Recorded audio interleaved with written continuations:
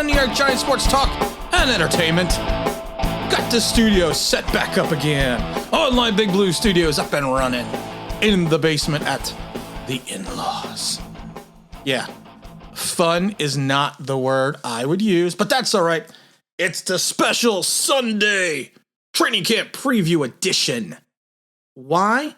And I've said it a million times. Why not?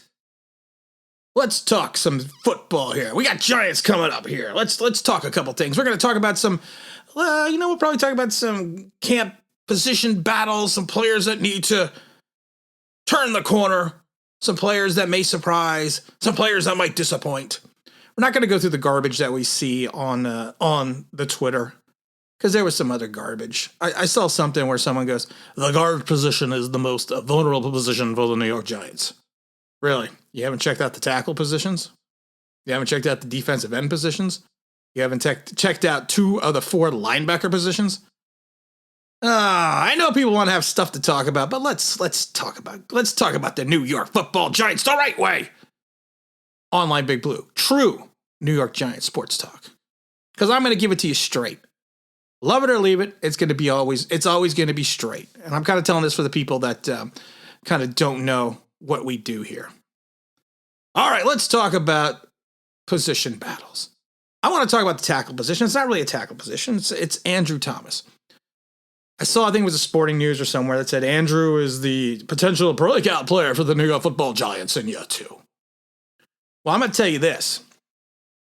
Andrew Thomas better figure it out, because we need him to. I am still high on Andrew Thomas. I'm not one of these guys that is jumping off the Andrew Thomas train. I've been on high since we drafted him.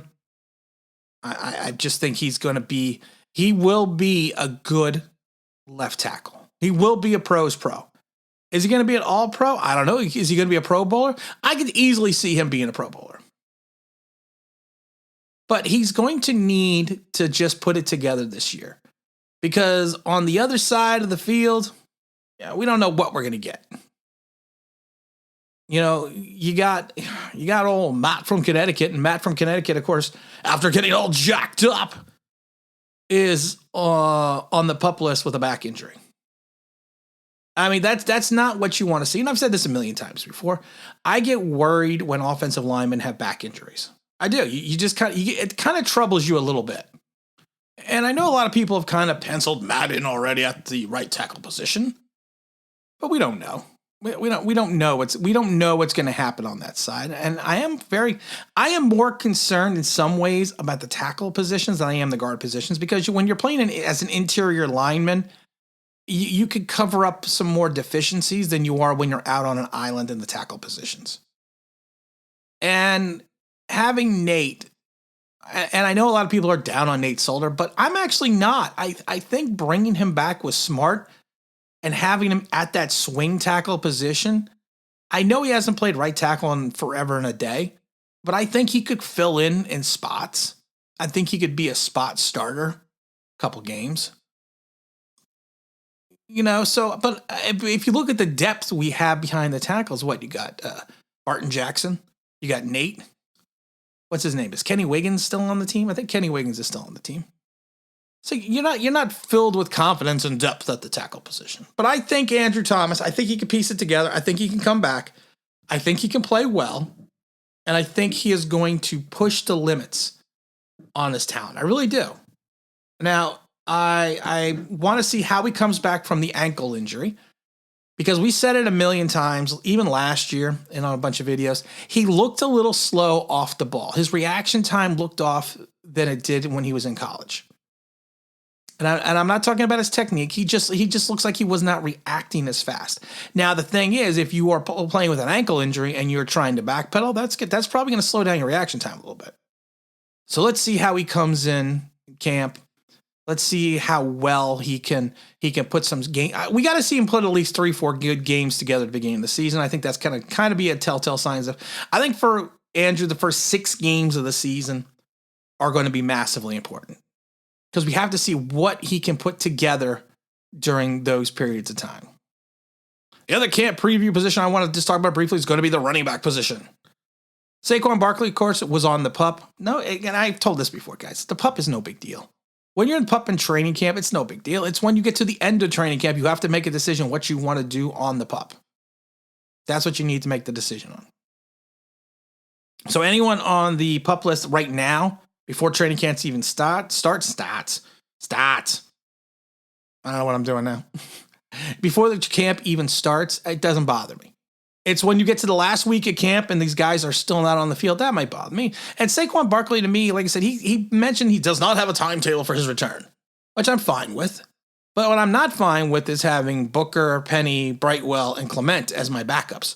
And I know we signed the venerable Mike Weber.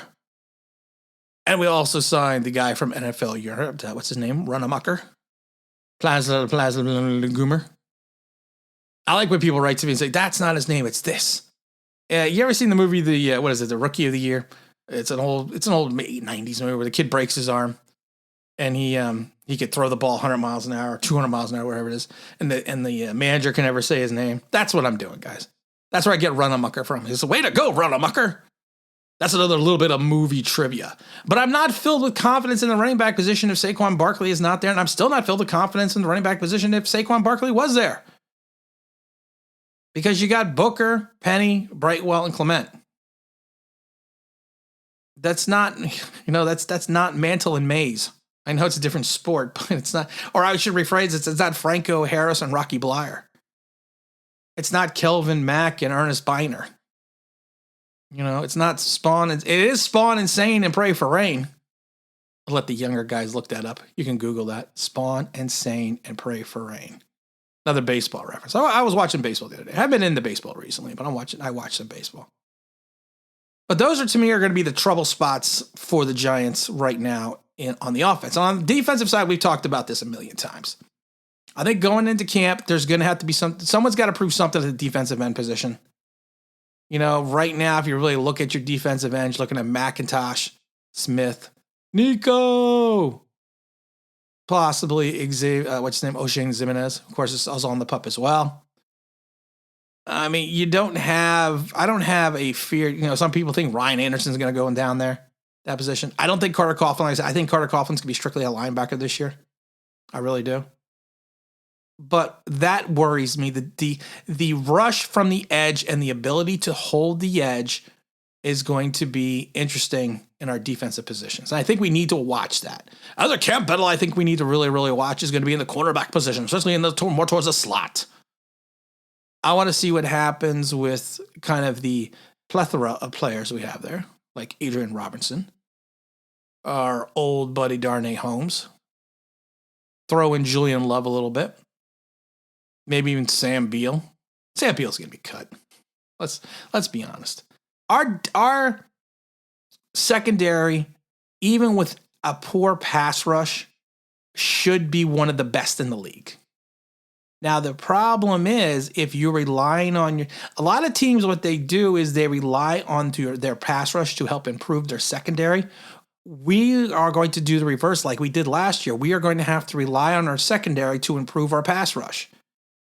Because with the likes of, Leonard Williams, king of the almost sack. I told you I got my buttons back. That's what she said. Hey-oh. With the likes of Leonard Williams, Austin Johnson, and Dexter Lawrence, and bringing in probably like Ryan Anderson and the Sam, you don't have much going on there. You're going to hope you're going to be rushing Ojulari. But I think he's going to be more from the defensive end position than the linebacker position. I think he's going to play more with his hand in the dirt during pass rushing downs. So I think it may be easier for him, especially in the beginning. But I'm just curious to see where that rush is coming from, and I'm curious to see what we're going to do with our linebackers because we have a large number of names in the linebacker position. Let's just go through them real quick. Anderson, Zimenez, Brown, Coughlin, Harris, Martinez, Crowder, Ragland, Carter, Downs, Brunson. We got a lot of linebackers, but one big name. That's Blake Martinez. You have Blake Martinez in the band of ifs. And so we have to hope some of these ifs. And I'm hoping it's going to be Tay Crowder. I hope it's going to be Carter Coughlin. I hope one of these guys are going to step up. I've said it before. I don't think Cam Brown or TJ Brunson are going to be on this team. I actually don't think Devontae Downs is going to be on this team either. And I know I forgot the kid from, we got Garrett. I forgot the kid from Minnesota. But like I said, if you're a premier pass rusher, are you thought to be a premier pass rusher? Minnesota was not going to just let you go for the amount that they let him go for. Just throwing that out there. And teams make mistakes, 100%. Teams make mistakes. Now, if we look at our special teams real quick there, I think we're okay. I still think we should have got rid of Dixon, the punter. I like Graham-O-Matic. I've always liked Graham-O-Matic. We got, what's his name? Carson Tinker as the long snapper. Dixon will be the holder. A lot of times, I also think they kept Dixon because he is the holder for Gano. I don't think, I'm hoping they are not going to allow Peppers to return punts. I'm hoping they are going to go with Tony. And maybe they'll go with a combination of Darnay Holmes and Darius Slayton on the kick returns. But I think we'll be pretty solid on special teams. I really do. I think we will be solid as a rock. Oh, sorry. I just feel like singing because I got my studio set back up. I'm happy. I'm going to do a live stream. That's how happy I am. But if you look at this team, the team is going to have, the team does not have a plethora of question marks. They really don't. They have question marks, though, in key areas. And this is just going into camp, though. And that can change. I mean, we could find, a gem somewhere.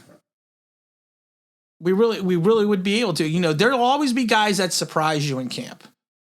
I mean, there always are. There's always guys that come out of left field. Again, another baseball reference. Who come out of left field and all of a sudden just shock you. And there's also guys that you thought you were going to rely on that will go the opposite direction. But like I said, we don't have a plethora. Would you say I have a plethora of piñatas? We don't have a plethora of piñatas, but we don't have a plethora of question marks. But the question marks we do have are in key positions. Offensive line, edge rusher, and quarterback.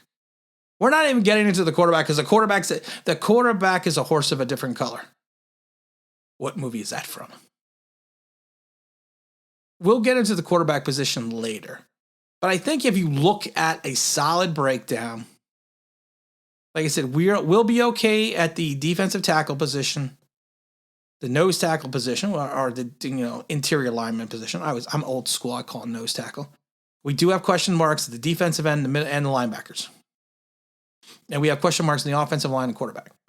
Now, again, this is early. Early.